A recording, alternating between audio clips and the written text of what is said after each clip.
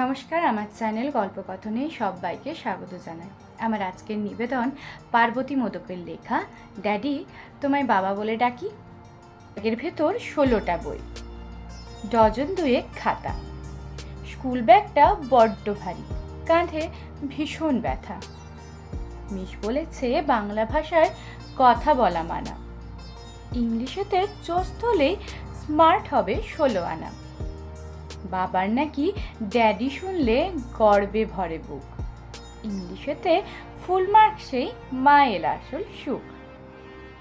বাবা বসাই সায়েন্স নিয়ে, ইংরেজিতে মা, বাংলায় থাকে অবহেলা, কেউ তো খোলে না। মা বলেছে থার্ড ল্যাঙ্গুয়েজ, থার্ড ক্লাসেরই সেম, নমুনা পড়েই উতরে দিবি ওটাই আসল গেম।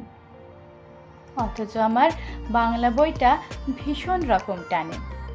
রীনা পিসির ছেলে বলেছে কিশলয়ের মানে। সহজ পাঠের ছবিগুলো সাদাই কালোই বেশ। মা বলেছে সস্তা রুচি, রঙিন তোর অভ্যেস।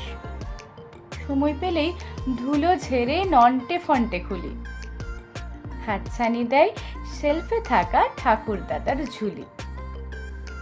বাবা তো দেখে রেগেই আগুন, আজগুবি সব বই। মা বলেছে এইসব বইয়ে এডুকেশন কই। অ্যাবাকাস আর কোডিং শিখে অ্যাডভান্স হও নিজে, মা জানে না আমার কিন্তু বাংলায় মন ভেজে। দাদুনার আঙ্কেলরা সব ডক্টর হতে বলে, কেউ বোঝে না আমার ইচ্ছে অন্য ট্র্যাকে চলে। লুকিয়ে বাংলা ছড়া লিখি, গ্রামের ছবি আঁকি, ইচ্ছে করে ফ্ল্যাটটা ছেড়ে গ্রামের ঘরে থাকি। এমনি করে একদিন তো মা দেখলো সব, ছড়া ছবি নষ্ট হলো, পুরল শৈশব।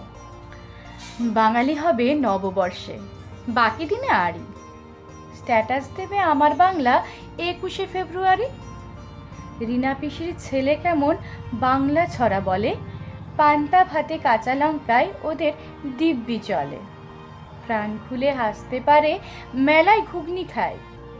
মলিন জামা ছেলেটা তবু বুদ্ধিদীপ্ত চায়।